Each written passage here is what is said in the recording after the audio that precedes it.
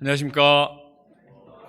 지난주 화요일날 우리 세계대표 라노드 목자님이 오셔서 저희들에게 아주 감동적인 인생 소감을 발표해 주셔서 우리가 큰 은혜를 받았습니다. 여러분 은혜 많이 받으셨죠? 되게 어떤 모임의 대표가 되면 목이 뻣뻣해지는 사람들이 참 많습니다. 그리고 권위를 세우고자 하는 그런 마음이 있을 수 있는데 우리 라노드 목자님은 이렇게 미국 사람도 안 하는 이렇게 인사도 이렇게 하시고 한국 사람보다 더 겸손하게, 또 소감도 60이 넘으신 분이 너무나 진솔하게 자기를 구원하신 주님의 은혜와 죄사함의 은혜를 아주 리얼하게 겸손하게 잘 증거해서 우리에게 큰 감동과 은혜가 되었습니다. 우리 모임이 생명력 있고 은혜가 있는 것은 우리 모두가 하나님 앞에 죄인이고 이러한 죄인을 보러 오신 예수님 앞에 우리가 있는 모습 그대로 나가서 회개하고 죄사함을 받는 죄사함의 공동체다. 이것이 우리에게 큰 힘이 되는 것 같습니다. 오늘 말씀도 내 죄사함을 받았느니라. 우리가 어떤 모양이든지 나가면 주님이 우리를 깨끗게 하시고 용서하시고 새롭게 하신 줄로 믿습니다.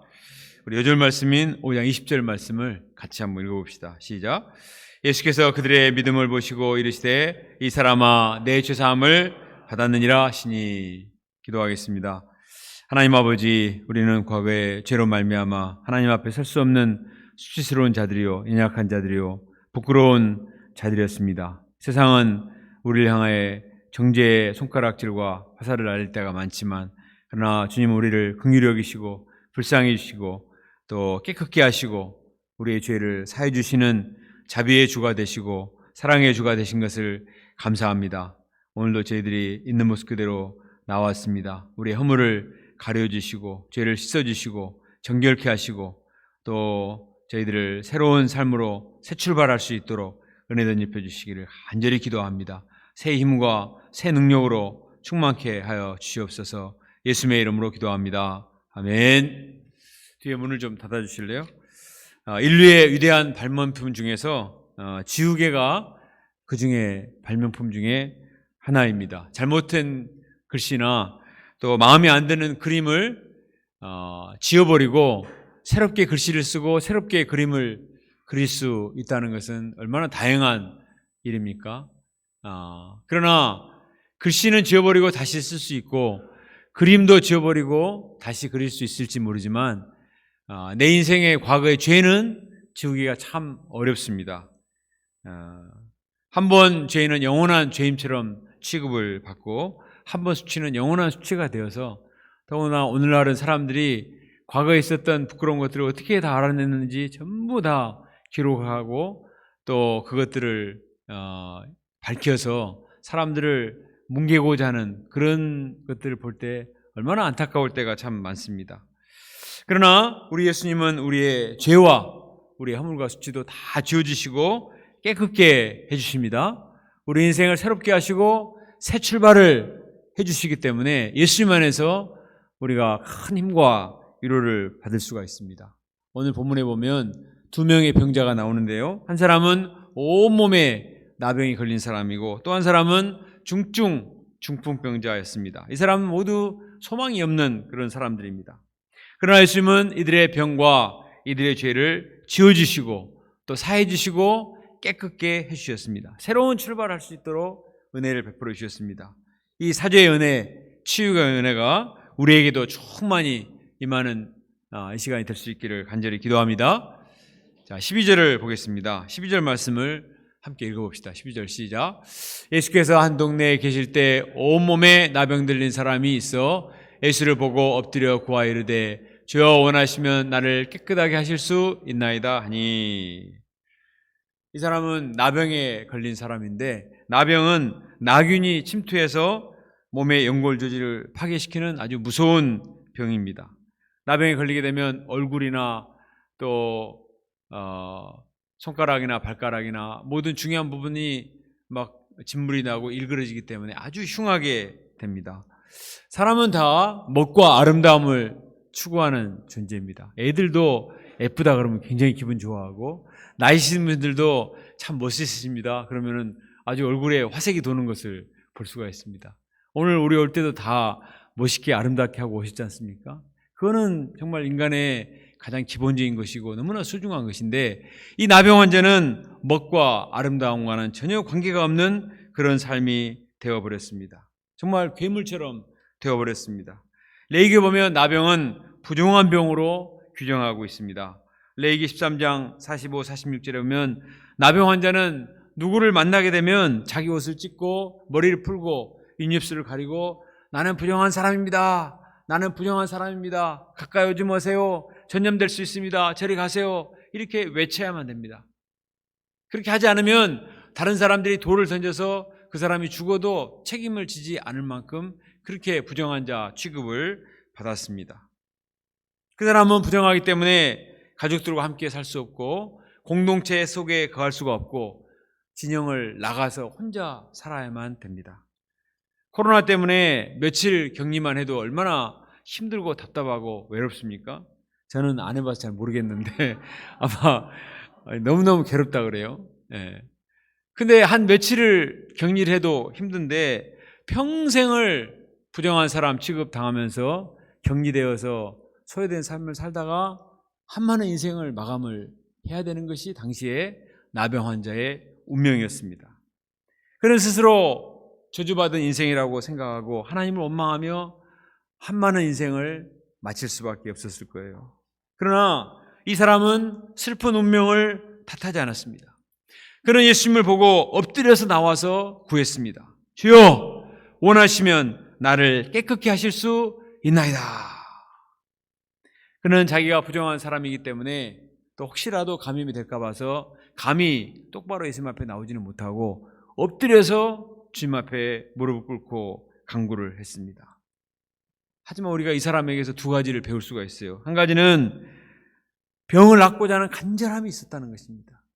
두 번째는 예수님께 대한 절대적인 믿음이 있었습니다. 그는 어찌하든지 병을 낫고 싶었습니다. 당시로서는 불치병이고 부정한 병이고 끝났다고 생각을 하지만 그러나 그는 낫고자 하는 열정이 불타고 있었고 또 중요한 것은 예수님께서 자기의 병을 고쳐줄 수 있다. 이런 절대적인 신뢰와 믿음을 가졌습니다.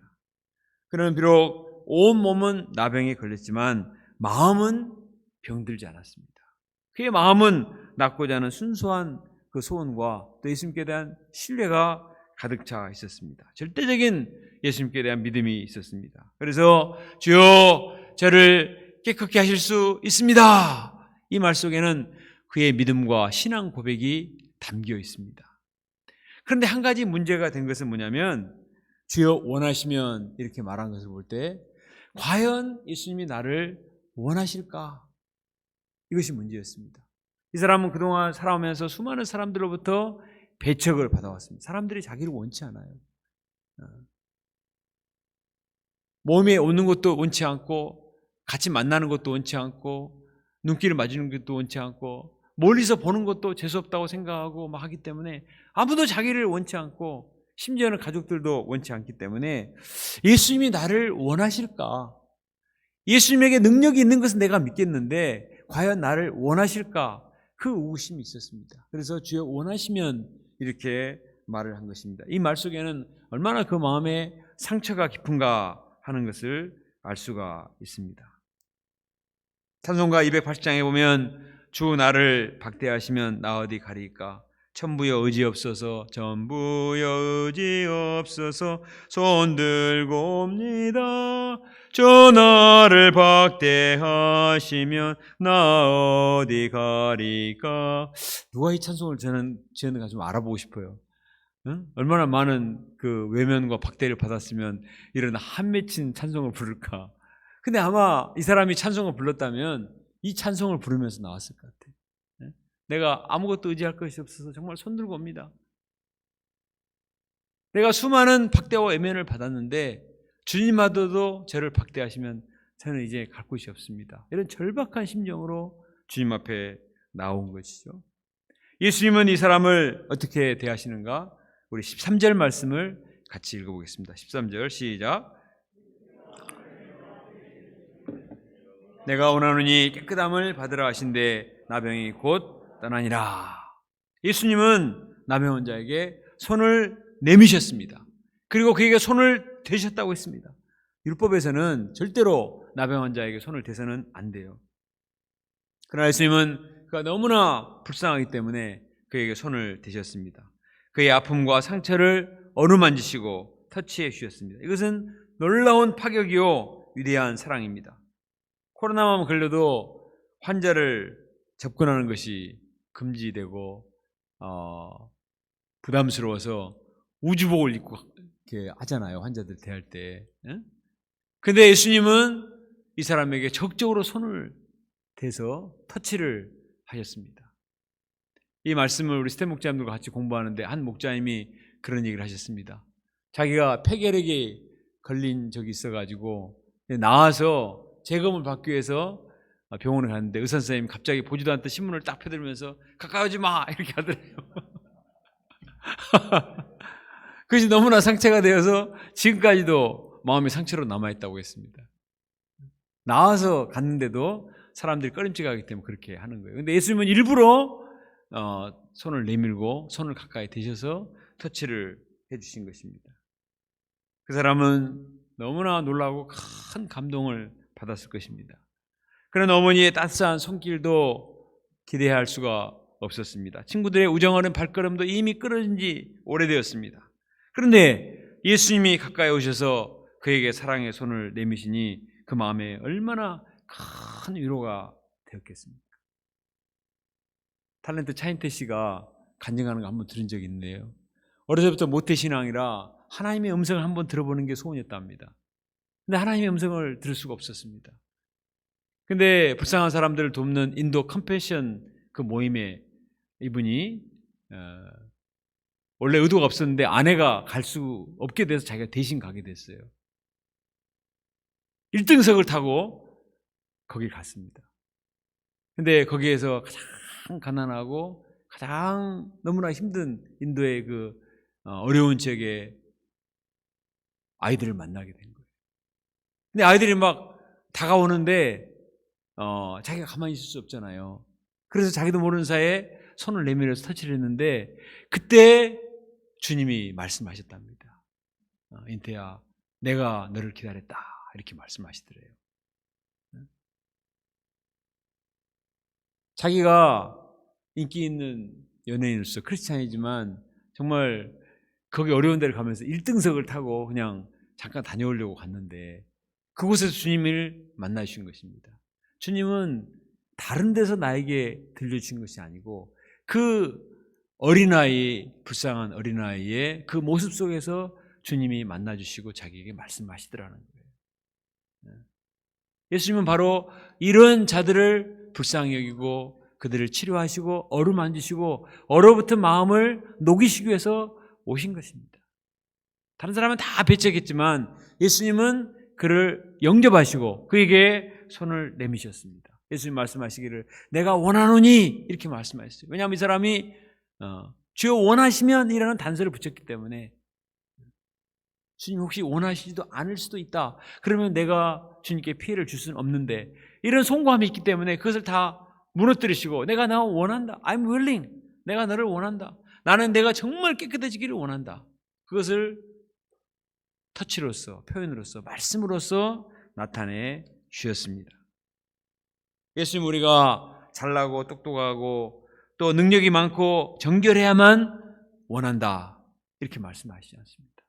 세상 사람들 그러잖아요. 되게 뭔가 가진 것이 있고 나의 유익이 될 만하고 매력이 있고 이런 사람 보기를 원하죠. 그러나 예수님은 그 사람 아무리 부족해도 아무리 문제가 있어도 주님께 있는 모습 그대로 나가기만 하면 배척하지 않으시고 받아주십니다. 이사야 1장 18절에 오라 우리가 서로 변론하자 너희의 죄가 주홍 같을지라도 눈과 같이 휘어질 것이요 진홍같이 붉을지라도 양털같이 희게 되리라. 이사야에서 이런 말씀 보셨죠? 앞부분에 보면 얼마나 이스라엘 백성들이 범죄하고 타락하고 악하고 하나님 대적하고 우상 숭배하고 너무나 타락했는데 그럼에도 불구하고 지금이라도 회개하면 오라 나오기만 하면 내가 진홍같이 붉은 죄, 조홍같이 붉은 죄도 눈과 같이 양털과 같이 깨끗이 씻어주겠다고 주님은 말씀하십니다. 주님은 이 사람을 향해 선포를 하셨습니다. 깨끗함을 받으라! Be clean! 그러자 이 사람이 즉시 나병이 떠나고 깨끗하게 되었습니다. 얼마나 놀랍습니까? 온몸에 나병이 걸려서 막 진물이 나고 몰골이 엉망이 되어버렸는데 깨끗함을 받으라 한마디 Be clean 말씀하셨을 뿐인데 이런 놀라운 변화 역사가 일어났습니다. 이 말씀을 읽을 때 우리는 창세기 1장의 말씀이 연상이 돼요. 하나님이 가라사대 빛이 있으라 하심에 그대로 되니라. 하나님이 무치 한 곳으로 모이라 하심에 그대로 되니라. 하나님이 가라사대 하늘의 궁창에 새가 나르라 하심에 그대로 되니라. 하나님 말씀하시면 그대로 되었습니다. 예수님은 이 땅에 오신 하나님이십니다. 예수님은 창세기 1장에서 천지를 창조하실 때, 하나님이 천지를 창조하실 때 그 창조 사역에 함께 동참하셨던 삼위일체 하나님이세요. 그 예수님에게는 창조의 권능이 있습니다. 예수님이 왜 이 땅에 오셨습니까? 예수님은 죄로 인해 망가지고 부패하게 돼버린 인생들을 새롭게 창조해 주시기위해서 오셨습니다. 그 예수님의 능력은 천지를 창조할 때나 지금이나 동일한 거예요. 주님은 말씀하시면 그대로 되니라. Be clean, 깨끗함을 받으라 하심에 곧 깨끗하여 지니라. 지금 이 시간에도 주님이 우리에게 주시는 말씀을 그대로 영접하면 하나님의 능력이 우리 가운데 바로 나타나게 되리라 믿습니다. 우리는 세상을 살아가면서 원치 않게 더러워지고 망가지고 부서지고 쓸모없게 될 때가 참 많습니다. 내 스스로 어떻게 회복하고자 몸부림을 치지만 우리에게 능력이 없어요. 그러나 주님은 무에서 유를 창조하신 창조의 능력이 있기 때문에 망가진 것을 회복시키고 더러운 것을 깨끗하게 하는 새 창조의 능력이 있음을 믿습니다. 이 주님을 믿고 하나님의 말씀을 대하면 이 주님의 능력이 우리 가운데 나타나는 것입니다. 지난 화요일날 우리 소감 발표하신 라노드 목자님이 어린 시절이 참 비교적 깨끗하고 또 모범적으로 자란 분입니다. 이 대도시의 복잡한 곳이 아니고 인구 2천의 조용한 시골 동네에서 카톨릭 배경 속에서 잘 자랐어요. 부모님도 훌륭하시고 그래서 성당에서 자라면서 나도 크면 신부가 돼야 되겠다 이런 순수한 마음을 가졌지만 결혼을 하고 싶어서 신부가 안 됐다고 그랬습니다.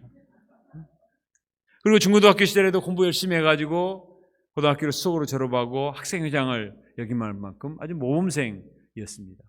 그러나 대학에 들어간 뒤부터 인생을 즐기고자 하면서 친구들에게 물들고 더구나 자매와의 쓰라린 아픔 때문에 인생이 망가졌다고 했습니다. 그런데 김아브라함 선교사님과의 말씀 공부를 통해서 마가복음 2장 17절 죄인을 부르러 왔노라. 예수님이 의인을 부르러 온 것이 아니고 죄인을 부르러 왔구나. 과거에 나는 순수해서 하나님이 나를 받아주실 줄 알았는데 이제는 내가 그 순수함을 잃어버렸기 때문에 더 이상 나를 원치 않고 받지 않으실 줄 알았는데 예수님이 의인을 부르러 온 것이 아니고 죄인을 부르러 왔구나 하는 사실을 영접하고 마음에 큰 위로를 받았다고 했습니다. 그리고 예수님 앞에 나가서 죄를 회개했을 때 주님께서 죄를 씻어주시고 그 인생을 새롭게 만들어 주셨습니다. 이제는 그 인생을 변화시켜서 전 세계 수많은 영혼들을 품고 섬기는 큰 목자가 되게 하셨습니다. 얼굴만 봐도 예수님의 이미지가 막 느껴지지 않던가요? 그죠? 정말 예수님의 그 사죄의 은혜는 이렇게 놀라운 결과를 가져오게 됩니다.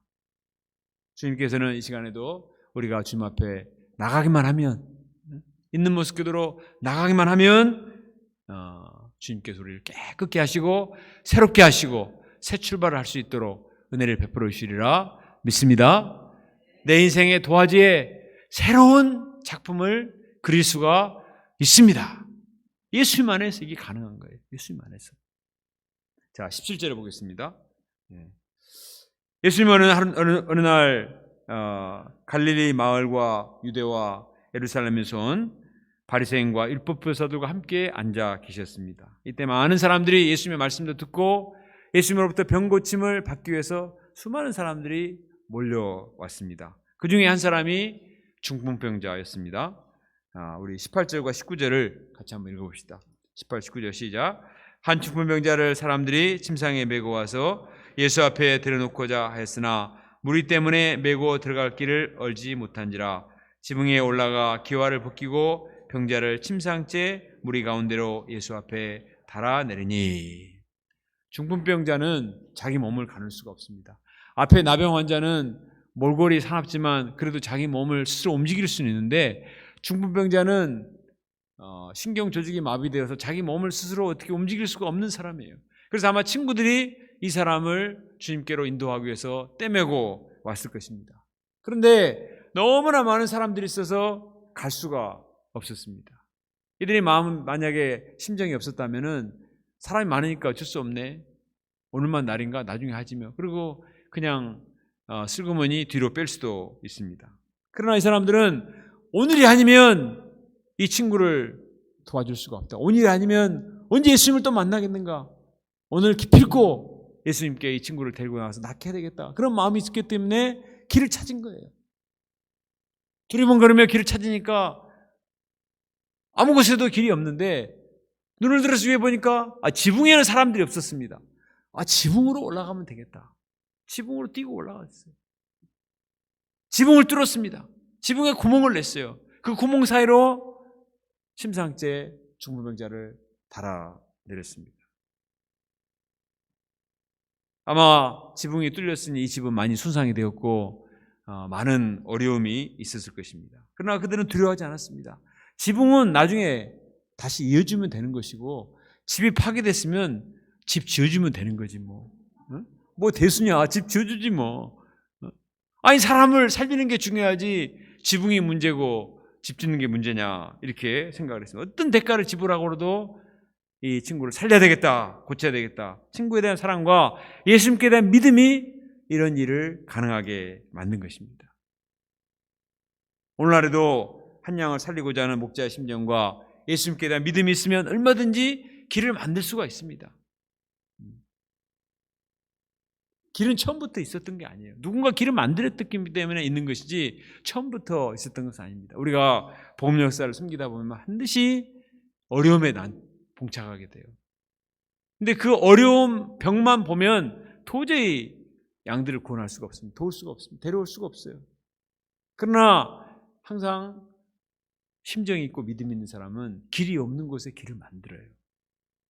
다른 사람에게는 안 보이는데 그 사람에게는 보입니다. 시력이 좋아서가 아니에요. 심정이 있기 때문에 길이 보이는 거예요. 길을 만들면 길이 생기는 것입니다.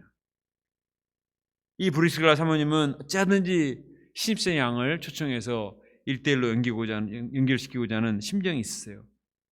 그래서 학기 초가 되면 과거에 중학교 때 가르쳤던 학생들을 연락을 해서 그 학생들 중에서 대학에 온 학생들 또 성경 공부에 관심이 있을 것 같으면 그 학생들을 초청을 합니다.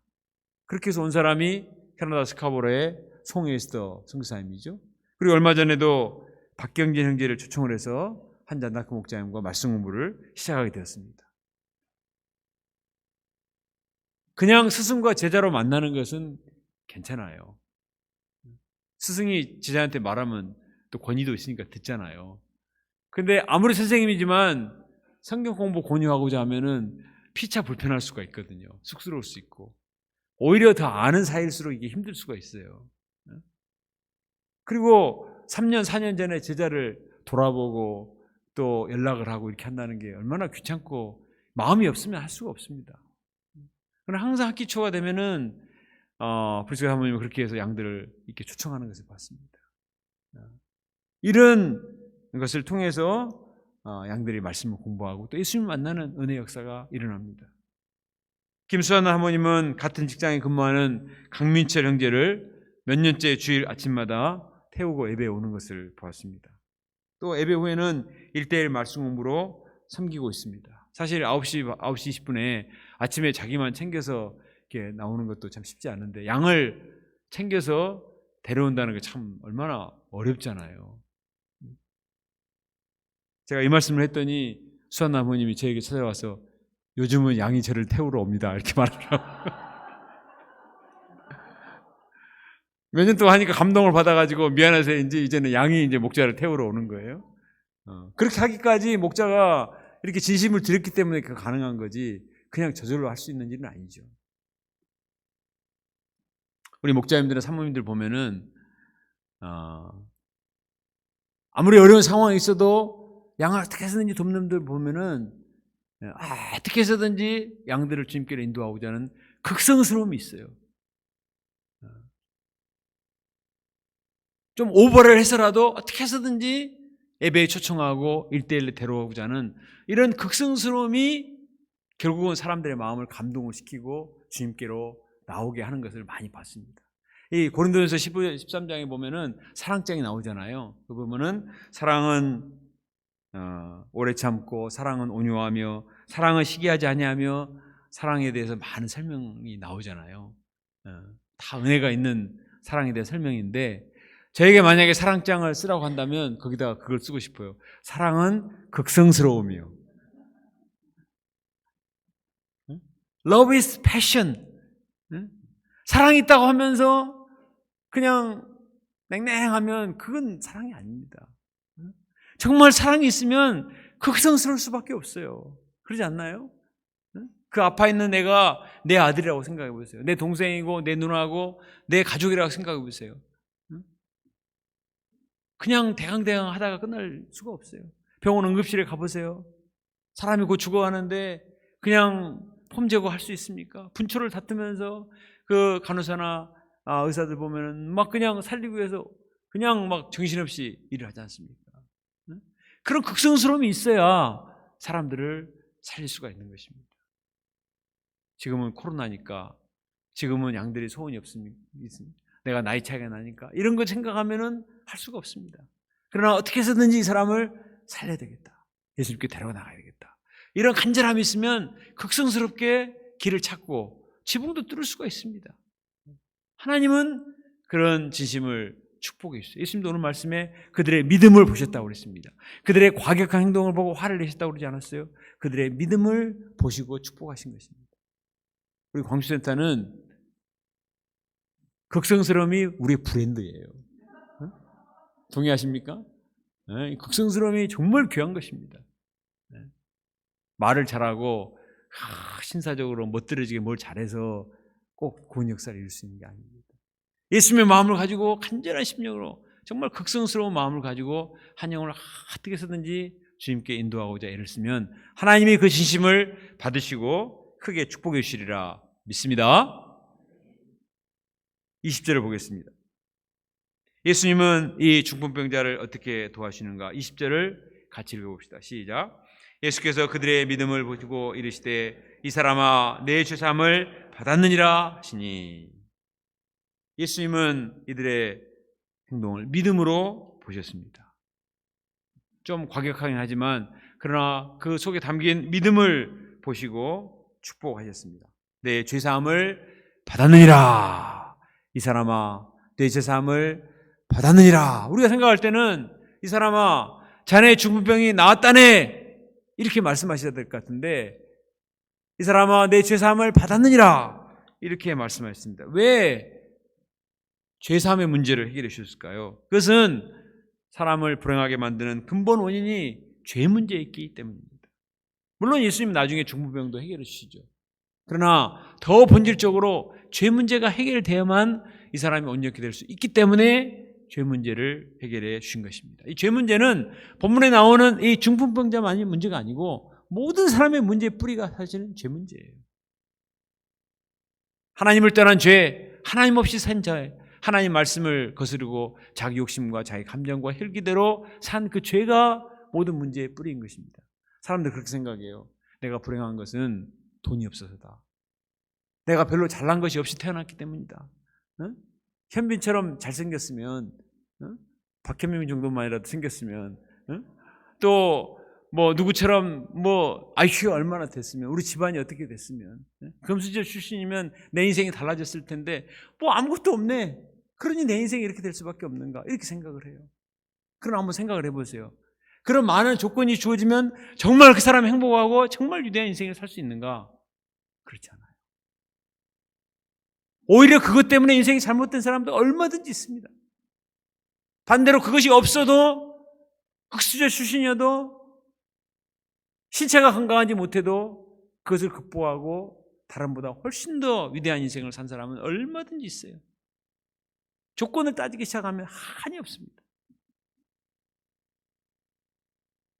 모든 조건을 떠나서 모든 인생들의 근본적인 문제는 다른 문제가 아니라 하나님을 떠난 죄 문제이기 때문에, 이 사람 중풍병 해결해줘서 건강하게 해줘도 그 마음의 죄 문제가 해결되지 않으면 돌아다니면서 더 많은 죄를 지을 수가 있습니다.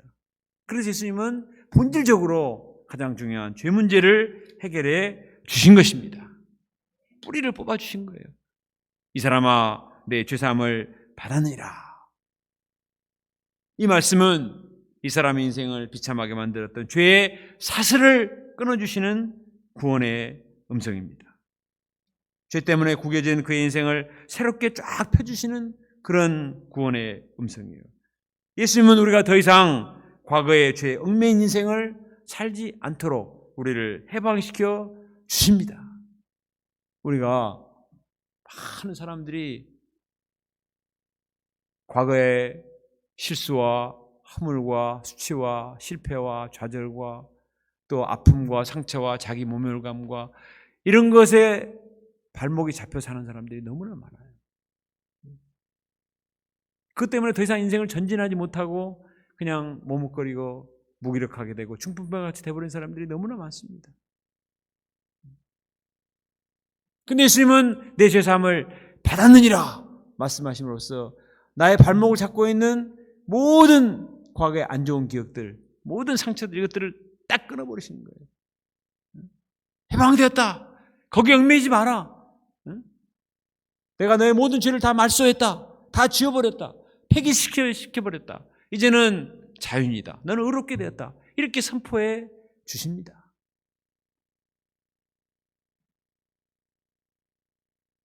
많은 사람들이 사탄의 송사에 시달립니다. 너는 죄인이야. 너는 실패했어. 너는 어쩔 수 없어. 너는 앞으로도 별거 없어. 그러나 주님은 이러한 사탄의 송사를 다 무시하시고 우리에게 사죄를 선포하시고 새로운 인생을 허락해 주시는 것입니다. 말로만 하시는 것이 아니에요. 예수님의 죄를 담당하시고 예수님이 대신 죄의 대가를 치르시고 우리에게는 사죄를 베풀어 주시는 것입니다. 죄의 싹은 사망이라고 했어요. 죄는 반드시 대가를 요구합니다. 무책임하게 예수님이 죄사함을 남발하신 것이 아니고 그 죄의 대가를 자기가 대신 치르시고 우리에게는 죄사함을 주시겠다는 거예요. 이사야 53장 6절에 우리는 다 양 같아서 그릇 행하여 각기 제갈 길로 갔거늘 여호와께서는 우리 모두의 죄악을 그에게 담당시키셨도다. 예수님이 담당하셨어요. 베드로전서 2장 24절 친히 나무에 달려 그 몸으로 우리의 죄를 담당하셨으니 이는 우리로 죄에 대하여 죽고 의에 대하여 살려하려 하심이라. 죄로 인한 수치와 아픔과 이러한 모든 것들은 예수님이 짊어지고 담당하시고 예수님이 대신 십자가에 죽으셔서 피 흘리시고 대가를 지불하시고 우리에게는 사죄의 은혜를 베풀어 주신 것입니다. 그러므로 이 예수님의 사죄는 효력이 있는 거예요. 그러나 예수님의 이 말씀을 듣고 서기관과 바리새인들은 말했습니다. 이 신성 모독하는 자가 누구냐? 오직 하나님 외에 누가 감히 죄를 사느냐? 이들의 말은 일리가 있어요. 하나님만이 죄를 사할 수가 있습니다. 맞아요. 근데 그들이 모르는 게 뭐냐? 예수님이 이 땅에 오신 하나님이라는 사실을 몰랐습니다. 과거에는 죄가 있으면 성전에 가서 짐승으로 제사를 지내고 짐승의 피를 뿌리고 태워서 죄를 뿌리고 그러면 제사장이 죄를 사하노라. 하나님이 하늘에서 죄를 사하신다고 생각을 했어요. 그러나 예수님이 성육신하셔서 자신이 속죄제물이 되셔서 자신이 모든 죄가를 지불하시고 우리에게 죄사함의 은혜를 베풀어 주셨습니다. 예수님 말씀하셨어요. 인자가 땅에서 죄를 사하는 권세가 있는 줄을 너희로 알게 하려 하노라. 이제는 성전에 가서 짐승 제사를 지르지 않더라도 예수님이 직접 속죄 제사 제물이 되셨기 때문에 예수님을 믿고 예수님의 십자가를 믿고 십자가 복음을 영접하면 죄사함을 받고 새로운 인생을 살 수가 있습니다.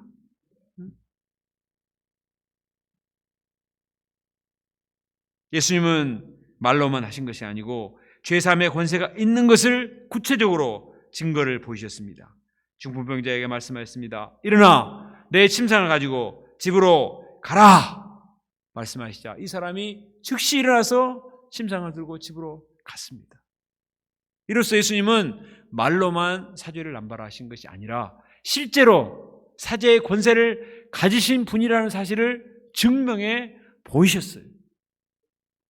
우리가 다 경험했지만 우리 내면의 죄사함을 받으면 그 결과가 구체적인 생활을 통해서 나타납니다.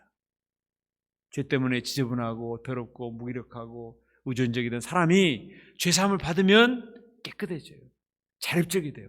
부지런해 돼요. 역동적이 됩니다. 다른 사람 원망하는 사람이 다른 사람을 좁는 사람이 되고 다른 사람에게 사랑을 끼치는 삶을 살게 되는 거예요. 주님은 우리에게 육체와 영혼을 정결케 하시고 치유하시고 새롭게 하시기 위해서 오셨습니다. 총체적인 구원을 이루신 거예요. 우리의 죄를 사하시고 우리의 삶을 회복시켜 주시는 사죄의 권세자 예수님을 찬양합니다. 이것은 자기가 체험해 본 사람만이 압니다. 정말 주님의 은혜로 사죄함을 받게 되면은 나의 삶의 모든 부분, 나의 생각과 나의 습관과 가치관과 말과 모든 것이 달라지게 돼요. 빅토르 유고가 지은 레 미제라블이라는 소설에 보면 장발장은 배가 고파서 빵 조각을 훔쳐 먹었죠. 그래서 19년을 감옥 생활을 합니다. 출감한 후에 미리아라는 신부님을 찾아가서 음식 대접을 받았는데 자기도 모르는 사이에 그 사제관에 있는 은잔을 훔치게 되죠. 근데 경찰에 잡혀요. 경찰이 끌고 왔습니다. 이 사람이 신부님의 은잔을 훔쳤죠. 그랬더니 신부님 뭐라고 말하죠?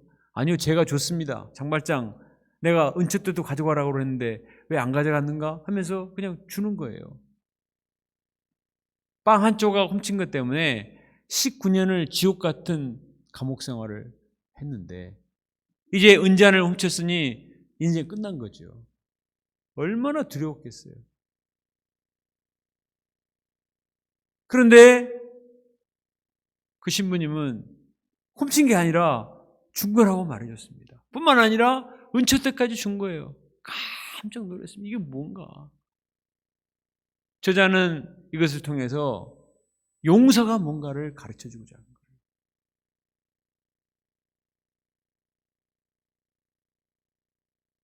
복음의 핵심은 바로 용서에 있습니다. 우리에게 죄에 대한 대가를 요구하면 아무도 대가를 지불할 사람이 없어요. 일만 나한테 빚진 자로서 도저히 그것을 갚을 수가 없습니다. 그래서 예수님이 오셔서 그 대가를 다 본인이 지불하시고 우리에게 탕감, 사죄의 은혜를 베풀어 주신 것입니다. 레 미제라블의 장발장은 이 신부님의 용서의 은혜를 덧입고 자기 같은 절도범을 용서해 줄 뿐만 아니라 은초때까지 베풀어주는 그 사랑이 핵폭탄과 같은 엄청난 위력을 발휘하게 된 거예요. 그래서 감옥에 나가서 이제는 자기에게 억울한 형을 준 사람들을 복수하려고 막 생각했던 이 사람이 마음을 바꿔서 이제는 자기보다 더 어려운 사람을 도와주는 삶을 은밀하게 막 살죠. 프랑스 혁명 당시에 하층민들, 어려운 사람들 얼마나 많습니까? 이 사람들을 도와주면서 선행을 베푸는 그런 삶을 살게 된다는 것입니다. 용서의 은혜가 쓸모없는 한 죄수의 인생을 그렇게 변화시킨다는 그런 내용을 다루고 있습니다. 그런데 또 한 사람 등장하는 자벨의 경감이 있어요.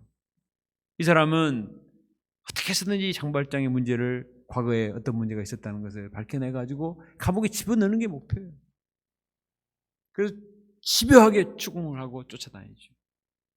그러나 장발장은 말없이 다른 사람을 도와주고 나중에는 이 자베르까지도 용서를 하고 살려주잖아요. 그것을 자베르 경감은 감당할 수가 없어요. 죄수에게 자기가 용서를 받았다는, 도움을 받았다는 사실 자체를 받아들일 수가 없어요. 그래서 극단적인 선택을 합니다. 그는 다른 사람도 용서할 수 없고 자기도 용서할 수 없었어요. 본문의 바리새인과 서기관들이 그런 사람들이에요. 지식은 많은데 용서가 없어요. 하나님이 어떤 분인가를 잘 모릅니다. 율법만 있어요. 정죄만 있습니다. 그러니 정죄하고 죽이려고만 해요.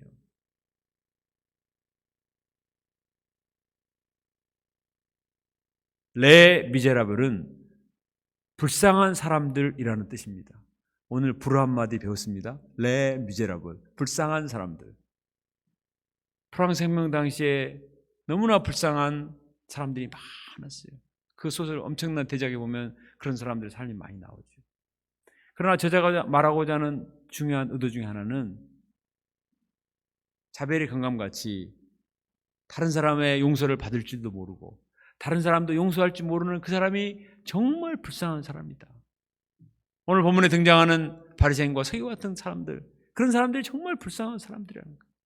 율법에만 매이고 과거에 매이고 이런 사람들은 정말 너무나 불쌍한 사람들이에요.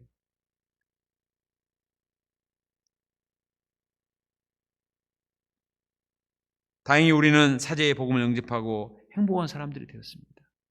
우리는 아무 공로 없지만 주님의 일방적 은혜로 죄사함을 받고 일어나 걷고 뛰는 새로운 인생을 살게 하신 주님의 은혜를 감사 찬송을 드립니다.